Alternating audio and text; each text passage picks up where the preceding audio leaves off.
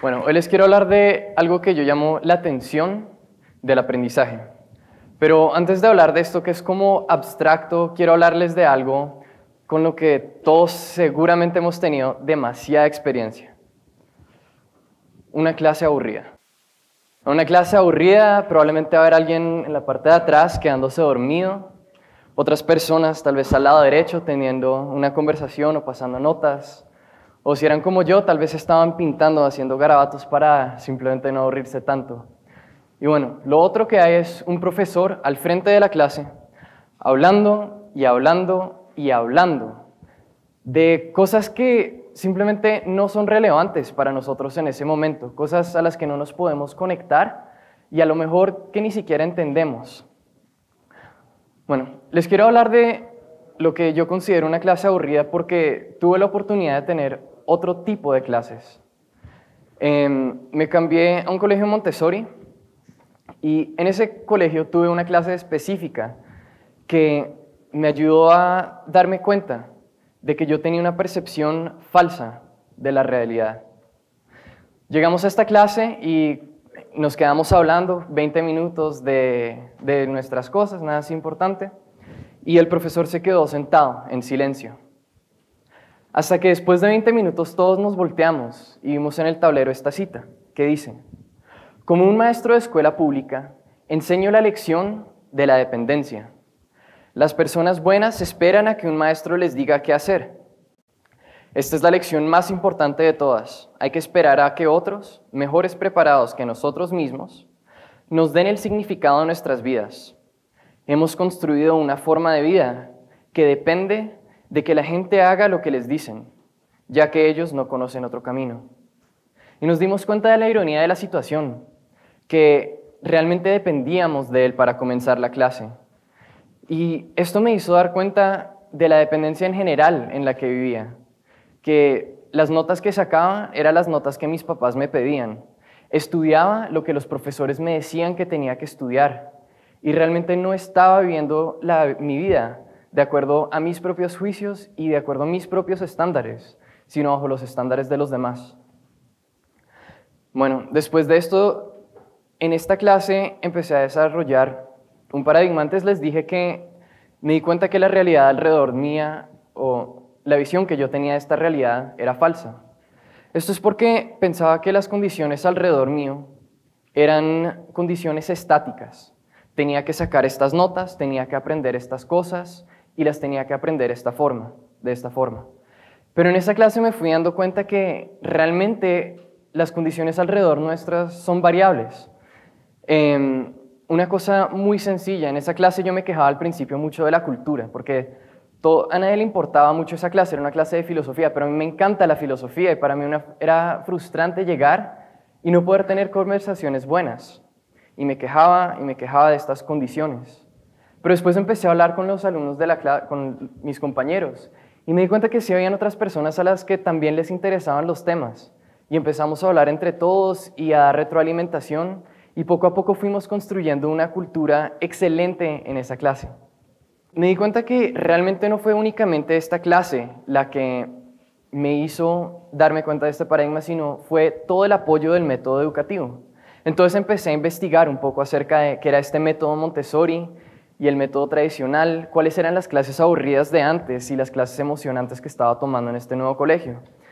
Y descubrí lo siguiente: todo comienza desde la visión del conocimiento que tienen estas metodologías. La metodología tradicional ve el conocimiento como información. El profesor es una figura de poder que sabe cuál es la información correcta que los estudiantes deben tener y por lo tanto los sienta en escritorios donde están quietos y en silencio y les da la información correcta.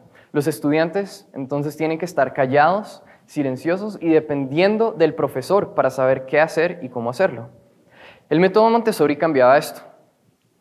El aprendizaje y el conocimiento ya no era simplemente tener información, sino la comprensión y la creación de significado de la información.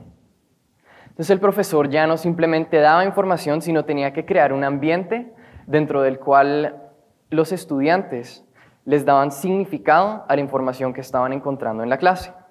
Entonces el profesor ya no era una figura de poder y autoridad que sabía cómo hacer todo, sino realmente era un facilitador de un ambiente en el cual los estudiantes aprendíamos. Entonces, en vez de depender de esta figura, realmente dependíamos de nosotros mismos, de hacer preguntas, de hablar, de cuestionar lo que veíamos y de hacer relaciones. Poco después de esto tuve una clase de economía y para mí fue impresionante ver el paralelo que encontré entre los dos sistemas económicos que comparamos en la clase. Un sistema económico de un mercado planificado y un sistema económico de un mercado libre. Como se dan cuenta, solo cambian las categorías, pero las visiones son las mismas. Entonces, en el mercado planificado, el conocimiento relevante para las decisiones económicas se ve como información que está centralizada en una figura de poder que dirige todas las acciones dentro de la economía. Entonces, otra vez, los individuos que están interactuando en esta economía están siguiendo únicamente las instrucciones de la figura de poder o la autoridad en este conocimiento que tiene la información correcta. La filosofía del mercado libre comienza con otra visión del conocimiento. Igual que el método Montessori ve el conocimiento como la creación de significado de cierta información que está alrededor de ellos. Entonces ya el conocimiento no está en una figura central, sino está disperso entre todas las personas. Y para que todas estas personas puedan hacer uso de este conocimiento, el gobierno ya no es una figura de poder autoritaria que le dice qué hacer a todas las personas, sino es un facilitador que simplemente prepara un ambiente con una regla muy simple: no se inicia la agresión. Entonces los individuos ya no son dependientes siguiendo todas las instrucciones que les dé una figura de autoridad, sino son independientes y otra vez tienen que hacer preguntas y buscar oportunidades en el ambiente de alrededor para crear cosas nuevas.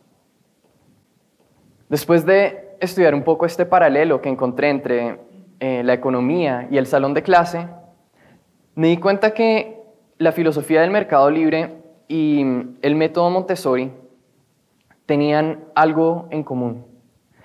Tenían una tensión entre dos fuerzas opuestas que permiten que haya mayor aprendizaje en un salón de clase y mayor aprendizaje en un sistema económico y, por lo tanto, mayor creación de riqueza.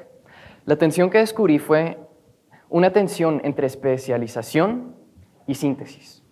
La especialización se define como cultivar con especialidad una rama determinada de una ciencia o de un arte.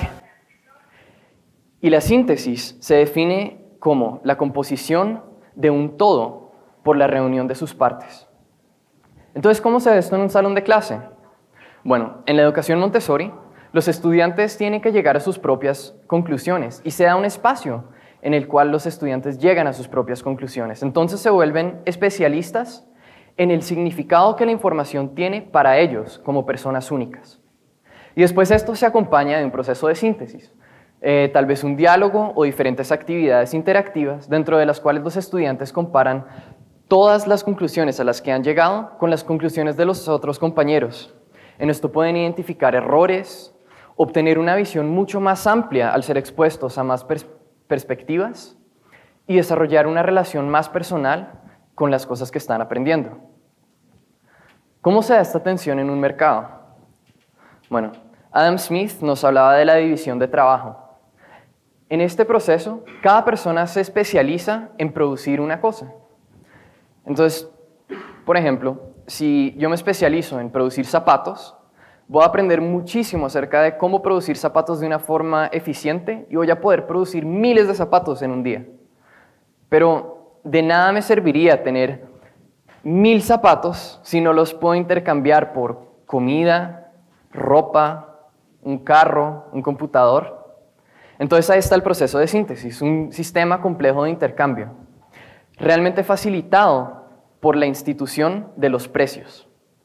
Los precios lo que hacen es integrar el conocimiento individual y personal de todas las personas y volverlo accesible para el resto de las personas que están interactuando en la economía. De esta forma integra todo el conocimiento que está disperso. Bueno, seguí pensando y pensando en esta tensión porque me di cuenta que realmente no era algo particular de un sistema económico, de un salón de clase. Realmente era algo acerca de cómo aprendemos como seres humanos. Me di cuenta que cuando encontramos una nueva idea o simplemente cuando vivimos, empezamos a desarrollar visiones especializadas por las experiencias únicas que tenemos y por las ideas únicas que tenemos. Y después, cuando llegamos a un ambiente de comunidad, comparamos estas ideas con las ideas de las otras personas, con las experiencias de las otras personas y con las visiones de las otras personas. Y es ahí, en ese proceso de intercambio, donde juntamos ideas distintas, encontramos errores en nuestras ideas, donde realmente construimos conocimiento y construimos significado, no únicamente en nuestras vidas, sino a través de toda la experiencia humana. Entonces me di cuenta que la tensión del aprendizaje es lo que permite el aprendizaje en la experiencia humana en sí. ¿Cómo aplicamos esta tensión del aprendizaje en la experiencia humana? Apreciando la tolerancia y la individualidad de nuestras ideas que probablemente aparentan ser locas para los demás, y tolerando las ideas de las otras personas que pueden parecer raras o que no tienen sentido. Pero a la misma vez, tolerar no simplemente significa aceptar como tal y dejar en aislamiento, sino significa también un ambiente de comunidad en el cual intercambiamos ideas y damos retroalimentación honesta para realmente comparar estas ideas, encontrar cómo se relacionan y también identificar los errores. Pero bueno, es muy fácil decir simplemente, si hacemos esto y tenemos este ambiente, todo va a ser mejor y vamos a aprender más y va a ser magnífico.